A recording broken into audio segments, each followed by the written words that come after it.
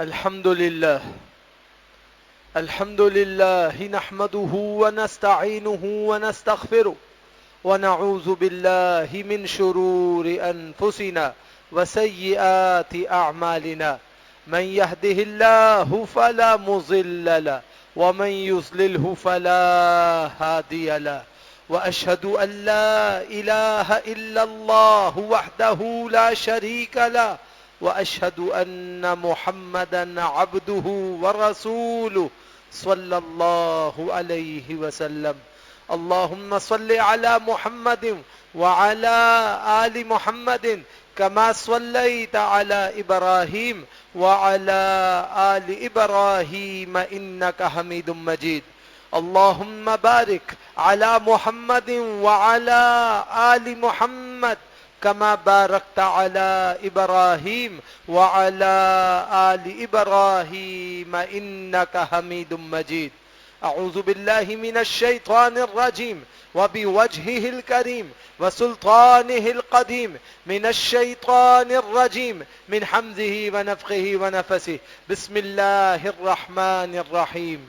يا أيها الذين آمنوا اتقوا الله حق تقاته ولا تموتن إلا وأنتم مسلمون. يا أيها الذين آمنوا اتقوا الله وقولوا قولا سديدا يصلح لكم أعمالكم ويغفر لكم ذنوبكم ومن يطع الله ورسوله فقد فاز فوزا عظيما. يا أيها الناس اتقوا ربكم الذي خلقكم من نفس واحدة وخلق منها زوجها وبث منهما رجالا كثيرا ونساء واتقوا الله الذي تساءلون به والأرحام إن الله كان عليكم رقيبا. وقال النبي صلى الله عليه وسلم فإن خير الحديث كتاب الله وخير الحدي حدي محمد صلى الله عليه وسلم وشر الأمور محدثاتها وكل محدثة بدعة وكل بدعة ضلالة وكل ضلالة في النار. أما بعد أعوذ بالله من الشيطان الرجيم. بسم الله الرحمن الرحيم. قال النبي صلى الله عليه وسلم يخرج في هذه الأمة ولم يقل منها قوم تحقرون صلاتكم مع صلاتهم فيقرؤون القرآن لا يجاوز هلوقهم أو حناجرهم يمرقون من الدين مروق السهم من الرمية فينظر الرامي إلى سهمه وإلى نصله إلى رصافه فيتمارى في فوقته هل علق بها من الدم شيء. اما بعد. انتہائی مختصر سی حمد اور ثنا کے بعد گزشتہ جمعہ ایک موضوع شروع کیا قرآن و حدیث کی روشنی میں کہ خوارج کسے کہتے ہیں اور اس کی کچھ علامتوں پہ ذکر کیا. اسی موضوع کو آگے بڑھاتے ہوئے صحیح بخاری کی ایک روایت آپ کے سامنے ابھی پڑھی. اللہ کے پیارے نبی جناب محمد الرسول اللہ صلی اللہ علیہ وسلم فرما رہے ہیں یخرج فی هذه الامہ، میری اس امت میں ایک قوم ظاہر ہوگی. ولم یقل منها قوم، امت کہا قوم نہیں کہا، قریش نہیں کہا کہ قریشیوں میں نکلیں گے، امت محمد کہا کہ امت محمدیہ میں ایک قوم ظاہر ہو جائے گی. تحقرون صلاتکم مع صلاتہم، ان کی نمازوں کے آگے تم اپنی جتنی بھی عاجزی انکساری والی نمازیں پڑھو سب کے سب تمہیں ہلکی لگیں گی، ایسی زبردست وہ نماز پڑھنے والے. فیقرؤون القرآن لا یجاوز حلوقہم، لیکن ان کی اصلی کیفیت کیا ہے کہ جب وہ قرآن کریم پڑھیں گے تو وہ قرآن کریم ان کے حلق سے او حناجرہم یا ان کے گلے سے نیچے نہیں اترے گا. بہت اعلیٰ درجے کی قرأت کریں گے، بہت اعلیٰ درجے کا قرآن پڑھیں گے، مگر صرف زبان زبان زبان زبان، اصل میں کچھ نہیں ہوں گے. یمرقون من الدین، مروق السهم من الرمیہ، دین سے ایسے نکل جائیں گے جیسے کوئی گولی یا کوئی تیر شکار کو پھاڑتا ہوا باہر نکل جاتا ہے. یمرقون من الدین مروق السهم من الرمیہ فینظر الرامی الى سهمه والى نسله والى رصافه فیتمارا فی فوقته، یہاں تک کہ تیر مارنے والا اس شکار کو پھاڑ کر نکل جانے والے تیر کو دیکھتا ہے،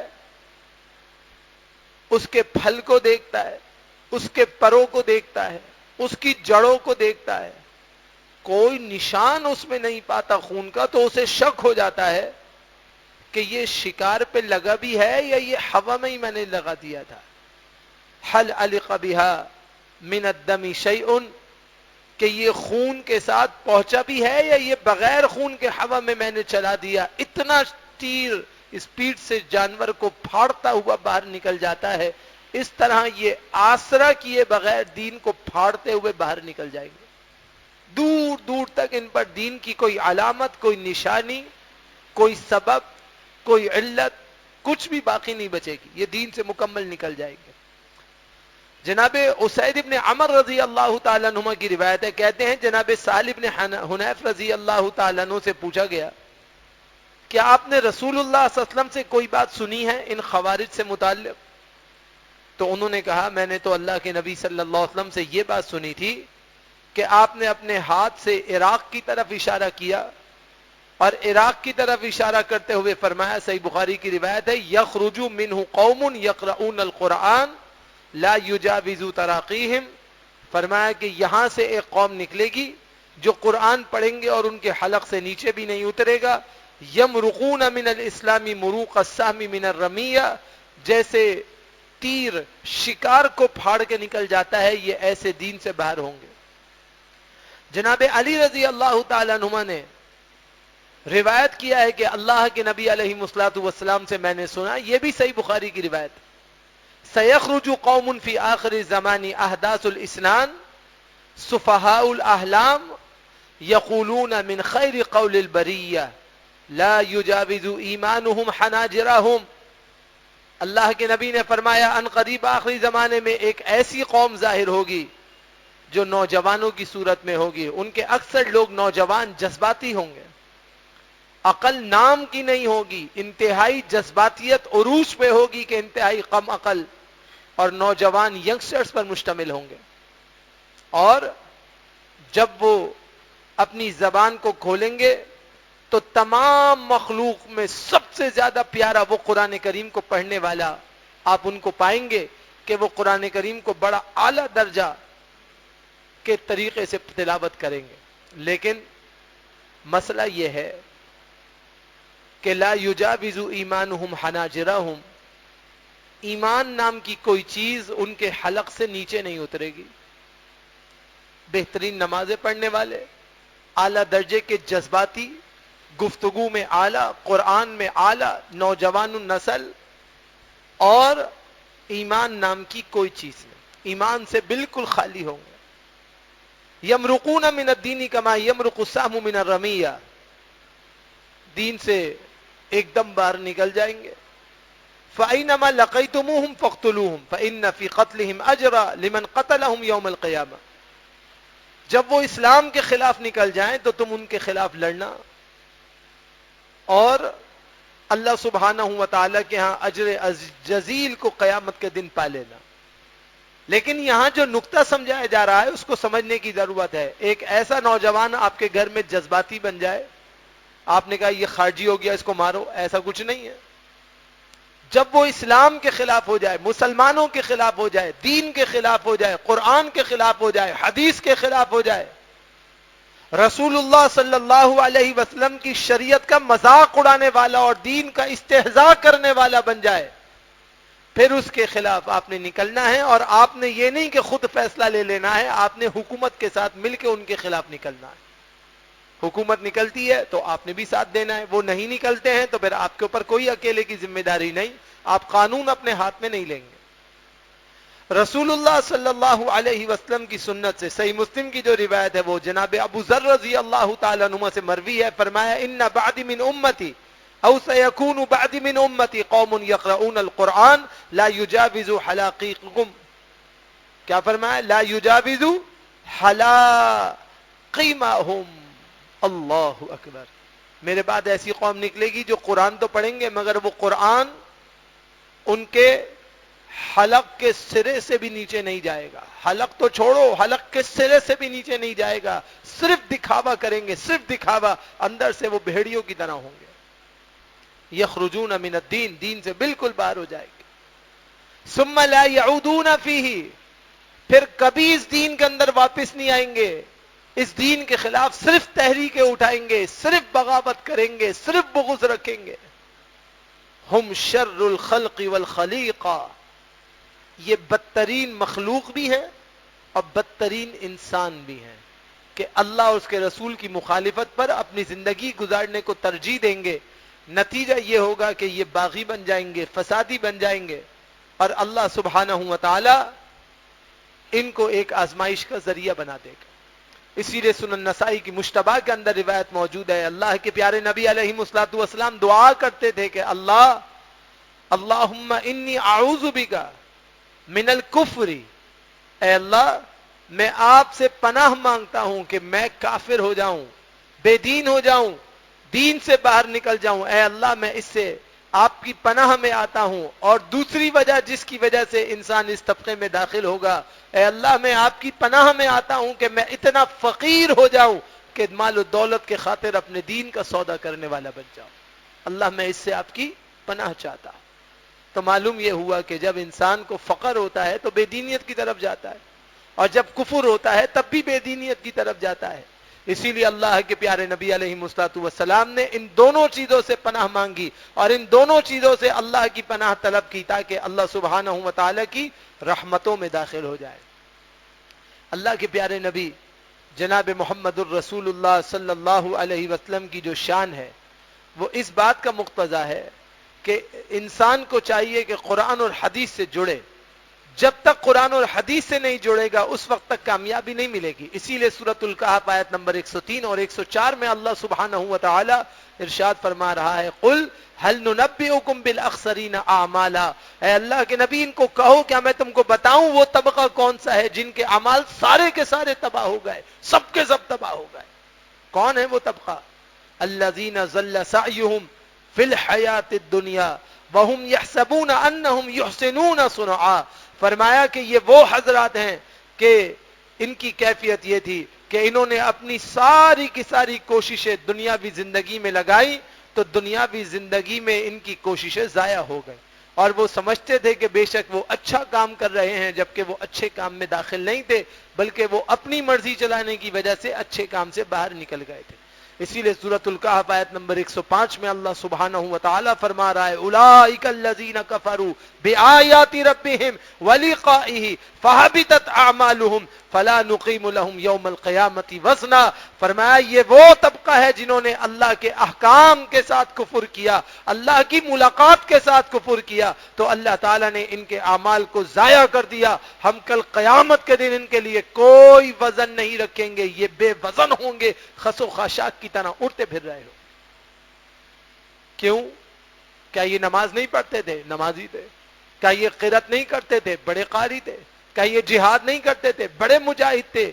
پھر ان کے ساتھ یہ معاملہ کیوں ہو رہا ہے؟ ان کے ساتھ معاملہ اس لیے ہو رہا ہے کہ انہوں نے طریقہ وہ اختیار کیا جو محمد الرسول اللہ صلی اللہ علیہ وسلم کا نہیں تھا. اگر یہ وہ طریقہ اختیار کر لیتے جو اللہ نے کہا اس کے رسول نے کہا تو ان کے ساتھ یہ معاملہ نہیں ہوتا.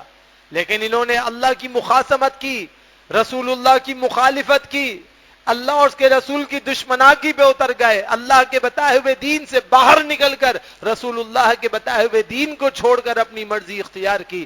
نتیجہ یہ بنا کہ وہ اللہ سبحانہ و تعالی کی مہربانیوں سے نکل گئے اور بالکل خالی ہو گئے کہ اب ان کے پاس کوئی بھی چیز باقی نہیں تھی. اللہ کے پیارے نبی علیہ الصلوۃ والسلام اسی لیے ارشاد فرماتے ہیں، صحیح مسلم کی روایت ہے، یخرج قوم من امتی یقرؤون القرآن لیس قراءتکم الی قراءتہم بشیء ولا صلاتكم الى صلاتهم بشيء ولا صيامكم الى صيامهم بشيء يقرؤون القرآن يحسبون انه لهم وهم عليهم لا تجاوز صلاتهم تراقيهم. امت کے ایسے لوگ نکلیں گے کہ قرآن اس طرح پڑھیں گے کہ تمہارا بڑا سا بڑا قاری ان کے آگے ہیج ہوگا، تمہارے روزے ان کے روزوں کے آگے کوئی حیثیت نہیں رکھیں گے، تمہاری ہر بات ان کی باتوں کے آگے بالکل عرض اور خس و خاشاک لگے گی. وہ یہ سمجھیں گے کہ قرآن ہمارے حق میں گواہی دے گا، جبکہ اصل میں قرآن کریم ان کے برخلاف قیامت کے دن گواہی دے گا، اور قرآن کریم ہی ان کے بارے میں شہادت دینے والا ہوگا کہ یہ وہ طبقہ ہے جو اللہ اس کے رسول کا مخالف بن گیا تھا. اللہ کے پیارے نبی جناب محمد الرسول اللہ صلی اللہ علیہ وسلم نے اسی لیے ارشاد فرمایا کہ جو ایسے حضرات ہیں جن کے اندر اس طرح کی باتیں پائی جا رہی ہیں، ان کے اندر نشانی کیسے پتا چلے گی کہ ان کے اندر خارجیت پیدا ہو گئی؟ وہ نمبر ایک، ہر چیز میں غلوف کریں گے، ہر چیز میں غلوف کریں گے. کیسے غلوف کریں گے؟ یقرؤون القرآن لیس قراءتکم الی قراءتہم، قرآن کریم کو پڑھنے میں اتنا غلوف کریں گے کہ ان کے آگے کوئی قاری کی کسی قرأت کی کوئی حیثیت نہیں ہوگی. نماز کو پڑھیں گے تو اتنا غلوف کریں گے، نماز میں اتنا اضافہ کریں گے، ایسی نماز پڑھیں گے، گھنٹے گھنٹے کی نمازیں پڑھیں گے کہ ان کے آگے ایک ایمان والا کہے گا میری تو نماز کی کوئی حیثیت ہی نہیں. لیکن سب ڈھکوسلا ہوگا، سب دکھاوا ہوگا، سب دنیا والوں کو دھوکہ دینے کے لیے ہوگا. اصل میں اندر سے بھیڑیوں کی طرح ہوں گے کہ اللہ رب العالمین کی رحمتوں سے نکلے ہوئے ہوں گے. اسی طرح صحیح بخاری کی روایت ہے لا تلعنوہ فواللہ ما علمت انہ یحب اللہ ورسولہ. لوگوں نے کہا کہ کیا ہم ان پہ لعنت کریں؟ فرمایا کسی پہ لعنت نہیں کرو، اللہ کی قسم میں تو اسی لیے بھیجا گیا ہوں اور میں ان کے متعلق صرف یہی جانتا ہوں کہ جو اللہ اس کے رسول سے محبت کرے گا تم ان سے محبت کرو، لیکن کسی پہ لعن طعن نہیں کرو. یہاں مسئلہ سمجھایا گیا کہ خوارج کے مقابلے میں آنا ہے، جب وہ دین کے خلاف آئیں تو ان کو روکنا ہے، لیکن بد زبانیاں پھر بھی نہیں کرنی ہیں، کیونکہ وہ تمہارے اسلام کا نام لیوا ہے. آپ کے اسلام کے جب نام لیوا ہیں تو آپ نے کام کرنا ہے، زبان سے گالم گلوچ نہیں کرنی، لعن طعن نہیں کرنی. اس لیے کہ جو زبان کے شعر ہوتے ہیں وہ عمل سے خالی ہوتے ہیں، اور جو عمل کرنے والے ہوتے ہیں وہ زبانوں کو احتیاط سے استعمال کرتے ہیں. اللہ کے پیارے نبی جناب محمد الرسول اللہ صلی اللہ علیہ وسلم ارشاد فرماتے ہیں کہ خوارج کی سب سے بڑی علامت اور نشانی یہ ہے کہ جو نوجوان ان کی رائے کو تسلیم نہیں کریں گے وہ سب سے پہلے ان کے اوپر کفر کا فتویٰ لگا دیں گے. بات بات میں کہیں گے کہ یہ دین سے نکل گیا، یہ تو کافر ہے. کوئی بدعتی اور فسوق تک نہیں پہنچیں گے، ڈائریکٹ اسلام سے باہر نکالیں گے کہ یہ کافر، یہ کافر، یہ کافر، سارے کافر. اسی لیے اللہ کے نبی علیہ الصلوۃ والسلام نے فرمایا حلق المتنطعون، یاد رکھنا جو اس دین میں حدود سے تجاوز کرے گا اور غلوف کرے گا وہ دین سے بالکل باہر ہو جائے گا. کسی کو یہ حق نہیں ہے کہ وہ کسی کو دین سے نکالے. آپ سوچیں کہ ہم کس طرح اپنی زبانوں کا غلط استعمال کرتے ہیں. آسرا بھی نہیں کرتے کہنے میں کہ فلاں کافر ہے، وہ کلمہ پڑھ رہا ہے ہم اس کو کافر کہنے میں آسرا بھی نہیں کرتے. یہی باتیں غلوف کی حد تک پہنچاتی ہیں بندے کو، یہاں تک کہ وہ کس وقت دین سے نکلتا ہے اسے پتہ بھی نہیں چلتا ہے. اس لیے کسی کے بارے میں جب تک وہ علی الاعلان کفر نہ کرے اس کے بارے میں یہ نہیں کہا جا سکتا کہ وہ کافر ہے. رسول اللہ صلی اللہ علیہ وسلم نے خوارج سے مقابلہ کیا. بہت غور سے سمجھنے کا نقطہ ہے جس کو محدثین اعظام نے سمجھایا کہ ہر طرح سے ان کا مقابلہ کیا. کہا میں قوم سمود کی طرح انہیں چھیل کے رکھ دوں گا اگر میرا مقابلہ ان سے ہوا، لیکن ان کو کافر نہیں کہا. یہ نہیں کہا کہ وہ کافر ہیں، زبان سے لام تان کی اجازت پھر بھی نہیں دی، بالکل ان کے اوپر کوئی بد زبانی نہیں کری. اس لیے کہ مسلمان تو زبان کا ایسا ہے کہ اپنی زبان کا غلط استعمال کر ہی نہیں سکتا ہے اور اپنی زبان کی خوب حفاظت کرنے والا ہے. مسلمان کام کر کے دکھاتا ہے لیکن اپنی زبان کا غلط استعمال نہیں کرتا. کیوں نہیں کرتا؟ اس لیے کہ یہی زبان کا صحیح استعمال ان کی اولادوں کو واپس پلٹنے میں معاونت کرتا ہے. اللہ کے پیارے نبی علیہ الصلوۃ والسلام ارشاد فرماتے ہیں، صحیح البخاری کی روایت ہے، فرمایا ان الدین یسر، اللہ کا دین داخل ہونے کے اعتبار سے انتہائی آسان، عمل کرنے کے اعتبار سے انتہائی آسان. جو عمل کی کوشش کرے گا اور دین میں داخل ہونے کی کوشش کرے گا، یہ دین اس کے لیے آسانیاں ہی آسانیاں فرما دے گا. اسی لیے فرمایا وَلَن يُشَادَّ الدِّينَ أَحَدٌ إِلَّا غَلَبَهُ فَسَدِّدُوا وَقَارِبُوا وَأَبْشِرُوا وَاسْتَعِينُوا بِالْغَدَاةِ وَالرَّوْحِ وَشَيْءٍ مِّنَ الدَّلْجَةِ. فرمایا جو شخص دین میں سختی کرے گا تو دین اس کے اوپر غالب آ جائے گا. اس لیے میانہ روی اختیار کیجئے، اعتدال کے ساتھ لوگوں کے قریب رہیے، لوگوں کو اپنے سے قریب کرنا سیکھیے، خوش رہیے، خوش رہا کیجئے. صبح دوپہر اور کچھ رات اللہ سبحانہ و تعالی کی عبادت کر کے اللہ سے مدد طلب کیا کیجئے. گویا کہ فرض نمازوں کے علاوہ جب اللہ توفیق دے کہ آپ کو ضحیٰ کی توفیق مل گئی، چاش کی توفیق مل گئی، اوابین کی توفیق مل گئی، یا جب اللہ نے آپ کو نوافلات کی توفیق دی، نوافل پڑھ کے اللہ کے قرب کو اختیار کیا کیجئے، تاکہ اللہ سبحانہ و تعالی کے قرب میں اور اللہ سبحانہ و تعالی کی محبت میں آپ تمام حضرات داخل ہو جائیں. دوسری نشانی جو سب سے بڑی خوارجین کی ہوتی ہے وہ یہ ہے کہ جو دین حنیفہ ہے، دین اسلام ہے، قرآن و حدیث والا دین ہے، یہ اس سے بالکل لابلد ہوں گے. یہ بات بات میں علماء کے اقوال پیش کریں گے، فلاں عالم یہ کہتا ہے، فلاں شیخ یہ کہتا ہے، فلاں کمانڈر یہ کہتا ہے، ہم نے فلاں سے یہ سنا ہے. قرآن کیا کہتا ہے ان کو نہیں پتا، حدیث کیا کہتی ہے ان کو نہیں پتا، یہ لوگوں کی باتوں پہ چلیں گے. اور جب قرآن اور سنت کی بات ہوگی تو اس کی مخالفت میں آ جائیں گے کہ جو یہ بات کہے گا ہم اس کو نہیں چھوڑیں گے.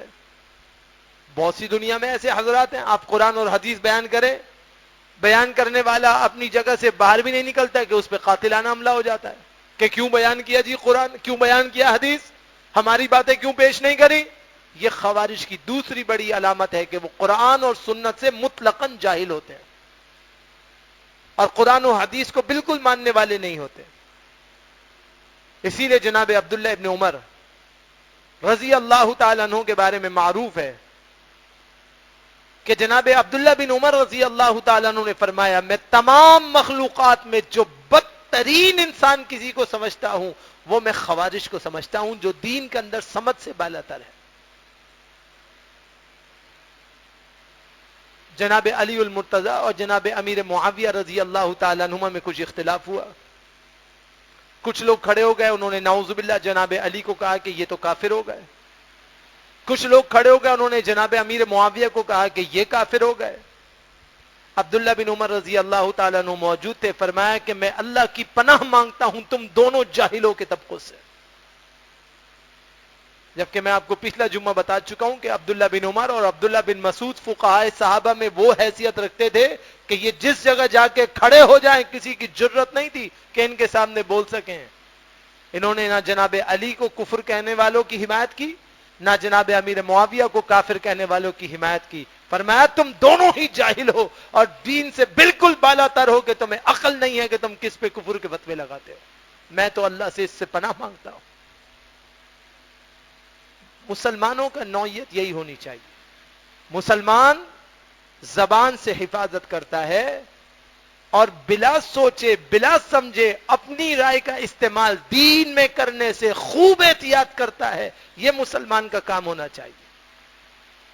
آج چونکہ جہلا کا دور ہے، دین کے نام پہ جو طبقہ مسلط ہے وہ جاہل ہیں، کچھ بھی نہیں آتا، نہ قرآن آتا ہے نہ حدیث آتی ہے، ایک صفحہ حدیث کا نہیں پڑھ سکتے. ان کی نوعیت کیا ہے کہ وہ دین کے اندر اپنی رائے دے دے کے لوگوں کا دماغ دوسری طرف لے جانے کی کوشش کر رہے ہیں.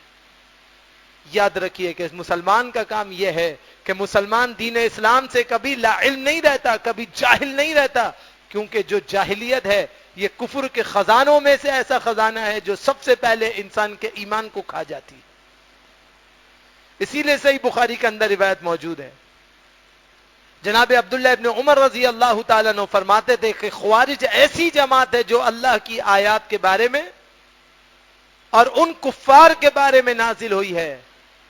خوارج ایک ایسی جماعت ہے کہ جن کے کفر کے بارے میں اللہ کی وہ آیات نازل ہوئی ہیں جس میں اللہ رب العالمین نے کفار کا رد کیا ہے. یہ خوارج ان تمام آیتوں کو لے کر مسلمانوں پہ فٹ کرتے ہیں. اللہ کے بندو اللہ سے ڈرا کرو. آج آپ کسی بھی ایسے آدمی کو جس کے اندر سمجھ بوجھ کم ہے آپ دیکھیں گے، آپ اس سے ذرا سا اختلاف کریں، وہ ایک قرآن کریم کی آیت پڑھے گا جو فاسقین کے بارے میں، کفار کے بارے میں، منافقین کے بارے میں، وہ آپ کے اوپر اس آیت کو فٹ کر دے گا، یہ سوچے اور سمجھے بغیر کہ وہ کیا کر رہا ہے۔ یہ ہے دین سے لا علمیت۔ اللہ نے ایک حکم کافروں کے بارے میں اتارا ہے، وہ آیت نہ مسلمان پہ فٹ ہو سکتی ہے، نہ مسلمان کے بارے میں کہی جا سکتی ہے، نہ اس سے استدلال کسی مسلمان کو کیا جا سکتا ہے۔ ایک حافظ کو اللہ نے توفیق دی کہ وہ قرآن یاد کرے، اس کا مطلب یہ نہیں کہ وہ ہر اس آیت کو جو فاسقین کے بارے میں ہے اس کو ایک عام مسلمان پہ فٹ کر دے، اس سے اجتناب کرنا ہے۔ اسی لیے الاعتصام للشاطبی کے اندر جناب عبداللہ ابن عمر رضی اللہ تعالیٰ عنہ کا فتویٰ موجود ہے۔ عبداللہ ابن عمر رضی اللہ تعالیٰ عنہ نے حروریہ لوگوں کے بارے میں فرمایا تھا، جہاں سے لوگ خوارج نکلے تھے، فرمایا کہ وہ تو مسلمانوں پر کفر کا فتویٰ لگانے والے ہیں، مسلمانوں کے خون کو پی جانے والے ہیں، ان کے اموال کو حلال سمجھنے والے ہیں، مسلمانوں پر تشدد کرنے والے ہیں، ان کے بارے میں مسلمان ہونا کیسے گمان کر سکتا ہوں؟ ان کی تو جرم کی یہ عالم ہے کہ عام مسلمان کو قتل کرتے ہیں، اور اس کی بیوی جب عدت میں ہوتی ہے تو عدت کے درمیان اس سے شادی بھی کر لیتے ہیں۔ میں ان تمام لوگوں سے بیزار ہوں اور میں ان سے اعلان براءت کرتا ہوں۔ کون کہہ رہے ہیں؟ عبداللہ ابن عمر رضی اللہ تعالیٰ عنہ کہہ رہے ہیں۔ یہ تمام باتیں جو بیان کرنے کا مقصود ہے وہ یہ ہے کہ ان کے غلوف کو سمجھانا ہے کہ کیسے وہ دین کے اندر جاہل تھے، مسلمان پہ کفر کا فتویٰ لگایا، پھر اس کی بیوہ سے دوران عدت شادی کر لی کہ کوئی بات نہیں، دین کے بارے میں پتہ ہی نہیں، باتیں بڑی بڑی کرتے ہیں مگر اصل میں دین سے بالکل کورے ہیں، دین کے بارے میں بالکل ناواقف ہیں، دین کے بارے میں جانتے نہیں ہیں، اور اگر کوئی سمجھائے تو کہتے ہیں تم کافر، تم پر کفر کی تمام آیتیں فٹ ہوتی ہیں، بات بات میں کفر کے فتوے لگاتے ہیں۔ ایسے دین سے نکلے ہوئے لوگ ہیں کہ ان کو عقل نام کی کوئی چیز نہیں۔ اسی لیے شیخ الاسلام رحمہ اللہ منہاج السنہ نبویہ کے اندر فرماتے تھے ہم جہال فارق السنہ والجماعت عن الجہلی، فرمایا وہ خوارج پلے درجے کے جاہل ہیں جو جاہلیت کے سبب اہل السنت والجماعت سے علیحدہ کر دیے گئے ہیں کہ ان کا مسلمانوں سے کوئی تعلق نہیں۔ لہذا کیا مقصود ہونا چاہیے؟ انسان کو جاہلیت سے بچ کر دین کی طرف آنا چاہیے تاکہ وہ اس فتنے سے اپنے آپ کو محفوظ کر سکے۔ یہ جاہلیت ہی تھی جو گزشتہ جمعہ میں نے آپ کو حدیث سنائی، آپ تھوڑا سا غور فرمائیے کہ رسول اللہ صلی اللہ علیہ وسلم کے پاس ایک شخص آیا، اس نے کیا کہا؟ اعدلوا یا محمد، اے محمد عدل کرو۔ اللہ کے نبی صلی اللہ علیہ وسلم نے فرمایا اگر میں عدل نہیں کروں گا تو کون عدل کرنے والا ہے؟ اللہ نے مجھے امین بنا کر بھیجا ہے، ارے اللہ نے مجھے قاسم بنا کر بھیجا ہے کہ جو کچھ میرے پاس ہوتا ہے میں تو سارا کا سارا اللہ کے راستے میں تقسیم کر دیتا ہوں، تو مجھے کہتا ہے کہ عدل کرو۔ اس نے کہا نہیں، ہمارے ساتھ زیادتی کرتے ہیں، آپ عدل کیجئے۔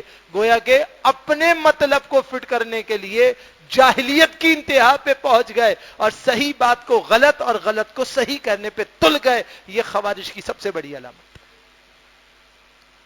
لہذا اس بات کو سمجھنے کی ضرورت ہے کہ جب یہ ذہن بننا شروع ہو جائے کہ غلوف بہت زیادہ ہو رہا ہے، دین کی سمجھ سے اپنے آپ کو بالاتر کرنے شروع ہو گئے، تو جہاں یہ آپ کو ناسور نظر آئے وہاں فوری اصلاح کی ضرورت ہے تاکہ انسان گناہوں سے بچے۔ یہ موضوع بیان کرنے کا مقصود ہی یہی ہے کہ ہمیں پتہ چلنا چاہیے کہ خوارج ہے کیا، اور کس طرح آدمی خارجی بنتا ہے، اور کس طرح اس میں وہ نوعیتیں پیدا ہوتی ہیں جس سے وہ دین سے اس طرح باہر نکلتا ہے کہ جیسے کہ شکار سے تیر باہر نکل جاتا ہے۔ اللہ سے دعا کرتا ہوں رب ذوالجلال ہمیں اپنے ایمان اور اپنے عمل کی حفاظت کی توفیق عطا فرمائے، اور اللہ سبحانہ و تعالی یہ جو بڑے بڑی آزمائشی فتنے ہیں اللہ رب العالمین ان سب سے ہمیں بچنے کی توفیق عطا فرمائے، اور ہر ایک مسلمان پر آنکھیں بند کر کے جو خارجی کا فتویٰ لگا دیا جاتا ہے اللہ رب العالمین ہمیں اس سے بھی بچ کر اپنی زبان کی حفاظت کرنے کی توفیق عطا فرمائے۔ اقول قولی ھذا استغفر اللہ لی ولکم ولسائر المسلمین۔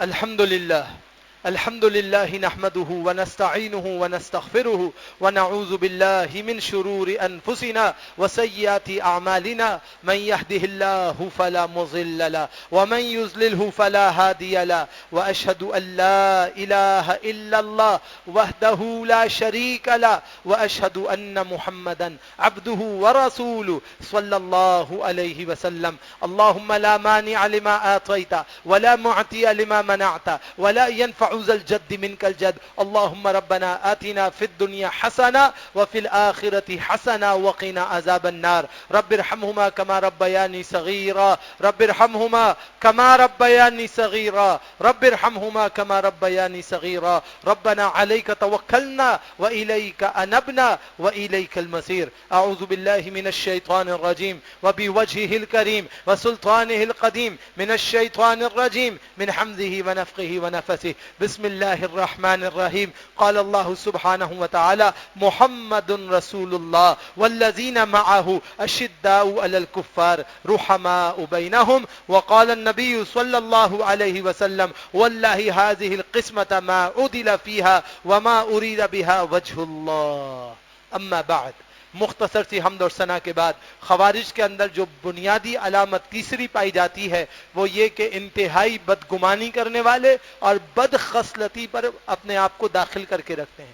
ہر ایک کے بارے میں بدگمان رہتے ہیں، ہر ایک کے بارے میں غلطی سوچتے ہیں، ہر ایک کے بارے میں غلط گمان کر کے غلط فیصلے لیتے ہیں، کیونکہ ان کے نزدیک ہر ایک ان کا دشمن ہے، ہر ایک ان کا مخالف ہے، اور ہر ایک شخص جو بھی بات کرتا ہے چاہے وہ دلیل سے کرے چاہے بغیر دلیل کے کرے وہ اس کے بارے میں بدترین ہی سوچ رکھتے ہیں. جبکہ صحیح بخاری کی روایت یہ ہے اللہ کے نبی علیہ الصلوۃ والسلام نے مالوں کو تقسیم کیا تو ذوالخویسرہ ایک شخص کھڑا ہوا اور کہنے لگا واللہ هذه القسمہ ما عدل فیہا، اللہ کی قسم ہے یہ ایسی تقسیم ہے جس میں کوئی انصاف نہیں کیا گیا. وما ارید بہا وجہ اللہ، اور ہم اللہ کی رضا چاہتے تھے مگر اللہ کی رضا کو کوئی مقصود نہیں کیا گیا، اپنے اپنوں کو بانٹ دیا گیا. یہ ذوالخویسرہ ایسا بدبخت آدمی تھا، ایسا بدبخت آدمی تھا کہ یہ کس کو خطاب کر کے کہہ رہا ہے؟ اللہ کے نبی علیہ السلام کو خطاب کر کے کہہ رہا ہے کہ آپ اپنے اپنوں کو بانٹ رہے ہیں، ہمیں کچھ نہیں دے رہے. جبکہ اللہ کے نبی علیہ السلام کسی اپنے کو نہیں دے رہے، جو ضرورت مند کی ضرورت واضح ہے اس کو دے رہے ہیں، اور جس کی ضرورت واضح نہیں ہے وہ مطالبہ کرتا ہے اس کے بعد اس کو نمبر لگا کے دے رہے ہیں. اور جب مال ختم ہو جاتا ہے تو پھر بھی اپنے صحابہ اکرام کو گواہ بنا کر کہتے ہیں کہ اگلا مال آئے گا تو اس کو دینا ہے، یاد رکھنا کہ اس کی بھی مدد کرنی ہے. اس حد تک اللہ کے پیارے نبی جناب محمد الرسول اللہ صلی اللہ علیہ وسلم اپنے اموال کو صرف کر رہے ہیں. اور یہاں نوعیت کیا ہے کہ یہ اللہ کے نبی علیہ السلام کو کہتا ہے کہ آپ عدل کرنے والے نہیں. تو یہ بدگمانی ہے، اس کے دماغ میں بدگمانی بھری ہوئی تھی کہ اللہ کے رسول اس طرح کی بات کرتے ہیں. اسی لیے جناب عمر رضی اللہ تعالیٰ عنہ نے فیصلہ کیا تھا، پھر جناب عمر کے پاس لوگوں نے جانا بند کیا. جناب عمر نے فیصلہ کیا کیا کہ ایک آدمی اللہ کے نبی علیہ السلام کے پاس ایک یہودی کو لے کر پہنچ گیا. فیصلہ یہودی کے حق میں آیا کیونکہ وہ حق پہ تھا. اللہ کے رسول صلی اللہ علیہ وسلم نے یہودی کے حق میں فیصلہ کر دیا. وہ جناب عمر کے پاس پہنچ گیا اور یہ نہیں بتایا کہ اللہ کے نبی علیہ السلام نے ایسا فیصلہ کیا ہے، اپنی بات بتائی. جیسے ہی اپنی بات بتائی یہودی بول پڑا کہ یہ فیصلہ اللہ کے رسول نے میرے حق میں کیا ہے اور یہ مسلمان ماننے کے لیے تیار نہیں ہے. جناب عمر نے کہا پھر تو بالکل صحیح بات ہے، آپ ماننے کے لیے تیار نہیں ہیں تو میں آپ کا بھی علاج کرتا ہوں. گھر میں گھسے، واپس آئے، وہ شخص دیکھ کر بھاگا. جناب عمر رضی اللہ عنہ اس کے پیچھے پیچھے بھاگے، اس کی جان بخشی ہو گئی، وہ بھاگ نکلا. اللہ کے نبی کے یہ صحابی تلوار لے کر آئے، کہا میں اس کی گردن اڑاؤں گا. جب یہ اللہ کے نبی کی بات نہیں سننے پہ تیار ہے تو پھر میرے پاس کیا لینے کے لیے آیا ہے؟ کیوں نہیں گیا تھا؟ کیوں نہیں مان رہا تھا؟ بدگمانی کہ اللہ کے رسول کا فیصلہ غلط ہے، میری بات صحیح ہے. یاد رکھیے اللہ نے جو شریعت ڈیزائن کی ہے وہ اللہ نے آپ کے میرے ہم سب کے حساب سے خود ڈیزائن کیا ہے. شریعت کا ڈیزائنر کون ہے؟ اللہ سبحانہ و تعالی خود ہے. اسی لیے فرمایا وما ينطق عن الهوى ان هو الا وحی یوحى. اللہ کے نبی آپ اپنی طرف سے بولتے نا تو لوگوں کو اختلاف ہوتا. آپ کسی صورت اپنی طرف سے بات نہیں کرتے، جو دین کی بات کرتے ہیں ہماری طرف طرف سے منزل وحی کی صورت ہوتی ہے جس کے ذریعے ہم بات کرتے ہیں. لہذا آپ کی باتوں میں جو اختلاف کرے گا وہ اصل میں آپ سے نہیں، آپ پر اترنے والی وحی سے اختلاف کرے گا، اور وہ وحی سے اختلاف نہیں کرے گا بلکہ وحی اتارنے والے فرشتے سے اختلاف کرے گا، اور وہ فرشتے سے اختلاف نہیں کرے گا بلکہ اس فرشتے کو بھیجنے والے رب العالمین سے اختلاف کرے گا. لہذا جو رسول اللہ کا مخالف ہے وہ اصل میں اللہ سبحانہ و تعالی کا مخالف ہے. اسی لیے اپنے اندر سے بدگمانیوں کو ختم کیجئے. یہ کفار مسلمانوں کے بارے میں انتہائی بد دل ہیں، اور یہ کفار کے جو طبقات ہیں یہ مسلمانوں کے بارے میں انتہائی بدگمان ہیں. اسی لیے سورۃ الفتح آیت نمبر 39 کے اندر اللہ کے نبی علیہ السلام پر اللہ نے حکم اتارا، محمد الرسول اللہ والذین معہ اشداء علی الکفار رحماء بینہم. یہ محمد اللہ کے رسول جو ہیں یہ اور ان کے ساتھی یہ کفار پہ بڑی سختی کرنے والے ہیں، مگر اپنے ساتھیوں پر کیا ہیں؟ اتنے رحیم ہیں، اتنے فکر مند ہیں، اتنی خیر خواہی کرنے والے ہیں کہ ان کی کہاں مثال ملے گی. اسی لیے سورہ مائدہ آیت نمبر 54 میں فرمایا، یا ایھا الذین آمنوا من یرتد منکم عن دینہ فسوف یأتی اللہ بقوم یحبهم ویحبونہ اذلۃ علی المؤمنین اعزۃ علی الکافرین. فرمایا ایمان والو، تم میں سے جو کوئی اپنے دین سے پھر جائے گا تو اللہ کا کچھ نہیں بگاڑ سکے گا. اللہ تعالیٰ تمہاری جگہ ایسے لوگوں کو لے آئے گا جن سے اللہ محبت کرے گا، وہ اللہ سے محبت کریں گے، کیونکہ ایمان والوں کی شان یہ ہے وہ مومنین پہ نرمی کرتے ہیں اور کفار پہ سختی کرتے ہیں. لہذا مسلمانوں کو چاہیے کہ مسلمان اپنے اندر یہ صفات پیدا کریں کہ مسلمانوں کے بارے میں نرم مزاجیت رکھیں، کفار کے بارے میں سخت مزاج رکھیں، اور مسلمانوں کے ساتھ نرمی کا معاملہ کریں اور مسلمانوں کے ساتھ خیر خواہی کا معاملہ کریں، تاکہ انسان اس بات کو سمجھ لے اور اللہ رب العالمین کی طرف سے جو فتنے مختلف صورتوں میں ایمان والوں کو جانچنے کے لیے آتے ہیں اس کے اندر ہم کامیاب اور کامران ہو جائیں. وگرنہ آپ کو جگہ جگہ ایسے لوگ ملیں گے جو بات بات پہ دوسرے کو یہ کہتے ہوئے ملیں گے کہ وہ ہم یہ کر دیں گے، ہم وہ کر دیں گے، ہمارے سامنے کوئی بول نہیں سکتا، اور یہ اور وہ اور ایسا اور ویسا. جبکہ اللہ کے نبی علیہ السلام کو معجزات دیے گئے، اللہ کے نبی کو رحمت للعالمین بنایا گیا، اس کے باوجود اللہ کے نبی علیہ السلام نے کبھی اپنی زبان سے کوئی ایسی غیر مناسب بات ادا نہیں فرمائی جو کسی بھی مسلمان کے حقوق کو تلف کر سکتی ہے. اس کی گواہی سب نے دی ہے. اسی لیے صادق اور امین کہا کن لوگوں نے؟ جو کفار تھے. گواہی کنہوں نے دی؟ جو کفار تھے، مخالف تھے، پانی بند کرنے والے، غذا بند کرنے والے، سپلائی چین کو بند کرنے والے، ہر طرح سے تنگ کرنے والے. گواہی وہ بھی دے رہے ہیں کہ یہ اللہ کا رسول سچا ہے، یہ جھوٹ نہیں بولتا، یہ امانت دار ہے، خائن نہیں ہے، لیکن تعاون نہیں کرتے تھے. اسی لیے اس بات کو سمجھ لیجئے کہ مسلمانوں میں یہ صفات نہیں ہونی چاہیے. جب مسلمانوں میں یہ صفات پائی جائیں گی تو مسلمان دین سے پھر کونے کونے ہوتا جائے گا، اور اتنے کونے ہو جائے گا کہ پھر واپسی کا راستہ اس کا مسدود اور معدوم ہو جائے گا. اب مسئلہ یہ ہے کہ خوارج کی جو ایک بڑی علامت جس وجہ سے ان کو اصلاً خارجی کہتے ہیں وہ یہ ہے کہ وہ مسلمانوں کو کافر سمجھتے ہیں. مسلمانوں کو کافر کیوں سمجھتے ہیں اور اس کے بارے میں کیا دلیل ہے؟ اور اگر کوئی مسلمان کو کافر کہہ دے تو کیا وہ کافر ہو جاتا ہے؟ اور اگر کافر نہیں ہوتا تو پھر اس کے بارے میں کیا حکم ہے؟ کیونکہ رسول اللہ صلی اللہ علیہ وسلم نے فرمایا کہ جب تم نے کسی مسلمان کی نسبت کسی غیر ملت اسلام کی طرف کی اور اس کو یہ کہہ دیا یا یہودی یا نصرانی، اے عیسائی، اے یہودی، تو اب دونوں میں سے کوئی ایک اس ملت پہ پلٹے گا، یا تو مسلمان اس کو مسلمان کر دے گا یا یہ مسلمان کو کافر کر دے گا. تو اب کیا مسلمان جب دوسرے کو کافر کہے تو کیا وہ دین سے نکل جاتا ہے؟ کیا وہ دین میں باقی نہیں رہتا؟ اگر ایسے لوگ دین پہ باقی نہیں رہتے تو ان کا حکم کیا ہے؟ ان کے بارے میں شریعت کہتی کیا ہے؟ اور جو انجانے میں اس طرف چلے گئے ان کے بارے میں شریعت کا حکم کیا ہے اور دین اس بارے میں کیا کہتا ہے؟ زندگی رہی اور اللہ کا حکم ہوا تو انشاءاللہ اگلا جمعہ اس کے اوپر بات کریں گے. اللہ رب العالمین سے دعا کرتے ہیں اللہ رب العالمین اپنی عافیت، رحمت اور خیر کا معاملہ فرمائے اور ہر طرح کی بڑی بڑی آزمائشوں سے مسلمانوں کی حفاظت کا معاملہ فرمائے.